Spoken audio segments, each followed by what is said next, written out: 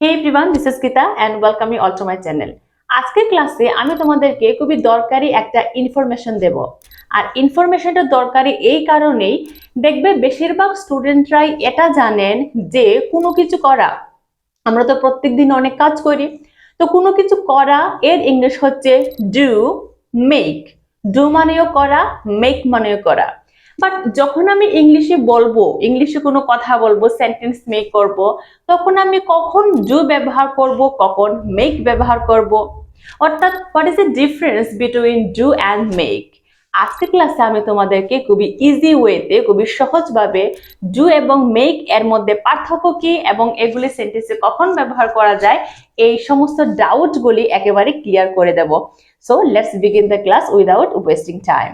So সবচেয়ে প্রথমে জানো, যখন আমরা কোনো কিছু তৈরি করি, অর্থাৎ যখন আমরা নতুন কোনো কিছু তৈরি করি, ক্রিয়েট এ নিউ থিংস, নতুন কোনো কিছু তৈরি করি তখন আমরা মেক ইউজ করি। যেমন মেক এ কাপ অফ টি, এক কাপ চা বানাও। হ্যাঁ, এতক্ষণ তো চা ছিল না, আমি বলছি হে এক কাপ চা বানাও, তো চা তো আমরা নতুন করেই বানাই। তো মেক এ কাপ অফ টি, এক কাপ চা বানাও। মেক স্যান্ডউইচ, একটা স্যান্ডউইচ বানাও। মেক দ্য ব্যাড, বিছানাটা গুছাও। বিছানা অগুছালো ছিল, বলছে যে বিছানাটা গুছাও, এটা একটা নতুন কাজ, বিছানাটা গুছাও। তো make the bad. Make money, টাকা উপার্জন করো। মেক এ ফোন কল, একটা ফোন কল করো। মেক ডিসিশন, একটা সিদ্ধান্ত নাও। প্রাতরাশ বা ব্রেকফাস্ট বানাও, মেক ব্রেকফাস্ট। নতুন নতুন বন্ধু বানাও, মেক নিউ ফ্রেন্ডস। তো যখনই আমরা নতুন করে কোনো কিছু তৈরি করব, তখন কিন্তু আমরা মেক এর ব্যবহার করব। খুব ইজি না মেক এর ব্যবহার?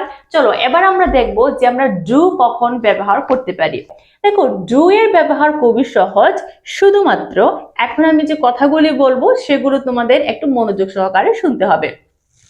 আর সেটা হচ্ছে, দেখো, যখন কোনো টাস্ক বা অ্যাক্টিভিটিস, অর্থাৎ যখন আমরা কোনো কাজ করি এবং সেই কাজ করার ফলে সেই কাজের ফল আশা করি। আমাদের ভগবত গীতায়, শ্রীমদ্ ভগবত গীতায় একটা কথা আছে যে কাজ করো, ফলের আশা করো না।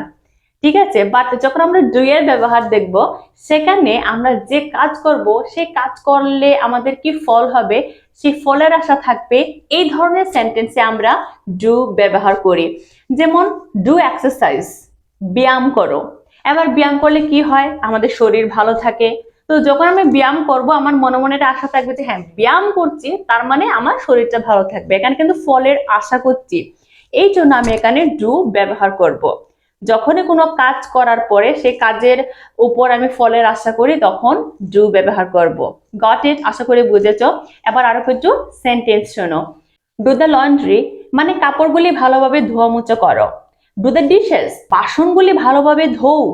অথবা ডু ইয়োর জব, তোমার কাজ করো। কাজ করলে কি হয়, কাজ করলে তো তুমি নিশ্চয়ই টাকা উপার্জন করতে পারবে, বা কাজ করলে তুমি সেই কাজের সাফল্য তো নিশ্চয়ই পাবে। ডু ইয়োর হোমওয়ার্ক, তুমি হোমওয়ার্ক করো। ডু সামন এ ফেভার, কাউকে সাহায্য করো। ডু রিচার্জ, অর্থাৎ গবেষণা করো। ডু ইউ নো মি, তুমি কি আমায় জানো? তো যখনই আমরা কোনো কিছু কাজ করব এবং সেই কাজের ফল আশা করব, তখন কিন্তু আমরা ডু এর ব্যবহার করব। এবার আমরা ইংলিশ গ্রামার অর্থাৎ ভার্বের ক্লাসে শিখেছিলাম যে ডু এর সেকেন্ড ফর্ম বা পাস্ট ফর্ম হচ্ছে ডিড। এবার আমরা ডিড দিয়ে কিছু সেন্টেন্স দেখব। যেমন, তুমি কি কালকে স্কুলে গিয়েছিলে? Did you go to school yesterday? Did you go to school yesterday? আমরা করে দেখিয়েছি, we did it, we did it, আমরা করে দেখিয়েছি। এইভাবে আমরা ডু এবং ডিড দিয়ে কিন্তু সেন্টেন্স তৈরি করতে পারি, এটা খুবই ইজি।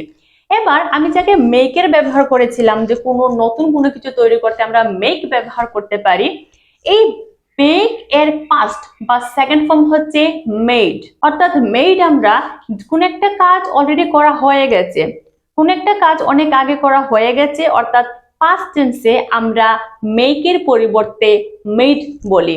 যেমন আজকের ব্রেকফাস্ট আমি বানিয়েছিলাম, কি হবে, I made the breakfast today. আজকের ব্রেকফাস্ট আমি বানিয়েছিলাম, I made the breakfast today. তুমি আমাকে প্রতিজ্ঞা করেছিলে, you made a promise to me. আমি নিজের হাতে এই বাড়িটি বানিয়েছি, I made this house with my own hands. এখানে দেখো বাড়িটা বানিয়েছি মানে অনেক আগে এটা বানানো শেষ, এই জন্য আমরা এখানে মেকের পরিবর্তে মেড ব্যবহার করেছি। এবার আমরা কিন্তু এই মেকটা প্রেজেন্ট কন্টিনিউয়াস টেন্সেও ব্যবহার করতে পারি। অর্থাৎ কোন একটা কাজ বর্তমান কালে কন্টিনিউয়াসলি চলছে কাজটা, এই সিচুয়েশনে অর্থাৎ প্রেজেন্ট কন্টিনিউয়াস টেন্সে আমরা কিন্তু মেক এর কন্টিনিউয়াস ফর্ম মেকিং ব্যবহার করতে পারি। যেমন আমি বিছানা গুছাচ্ছি, কি হবে? I am making the bed. আমি বিছানা গুছাচ্ছি, I am making the bed, মানে বিছানা গুছানো শুরু করেছি, এখনো গুছানো পুরোপুরি হয়নি, বিছানা গুছানোর কাজটা চলছে। এই জন্য আমরা এখানে মেকের প্রেজেন্ট বা কন্টিনিউয়াস ফর্ম মেকিং ব্যবহার করেছি। আমি খাবার তৈরি করছি, আই এম মেকিং ফুড। আমি মন গড়া কথা বলছি না, I am not making things up. তো এইভাবে কন্টিনিউয়াস ফর্মেও কিন্তু আমরা মেকিং ব্যবহার করতে পারি। এছাড়াও এমন কিছু জিনিস যেটা পাস্টে হয়ে গিয়েছিল, যেমন ধরো ভারতের তৈরি জিনিস, কি হবে? Made in India. আমরা লেখা থাকে না ভারতে যে জিনিসগুলো তৈরি করা হয়, দেখবে প্যাকেটের পেছনে লেখা থাকে মেড ইন ইন্ডিয়া, মানে ভারতের তৈরি জিনিসগুলো। হ্যাঁ, তারপরে যেমন চীনের তৈরি জিনিসে কি লেখা থাকে? মেড ইন চায়না, মানে চীনের তৈরি জিনিস। এইভাবে কোন একটা জিনিস কোন দেশ তৈরি করেছিল সেটা বলার জন্য কিন্তু আমরা মেকের সেকেন্ড ফর্ম মেড বলবো। মেড ইন ইন্ডিয়া, ভারতের তৈরি। মেড ইন চায়না, চীনের তৈরি। তো আশা করি আজকের ক্লাসে তোমরা মেক এবং ডু এর ব্যবহারগুলি সম্পর্কে খুবই ইজিলি বুঝে গেছো। যদি বিষয়টা তোমাদের কাছে ক্লিয়ার হয়ে যায়, কনসেপ্টটা একেবারে ক্লিয়ার যদি সত্যি হয়, তাহলে ভিডিওটাকে অবশ্যই একটা লাইক করবে।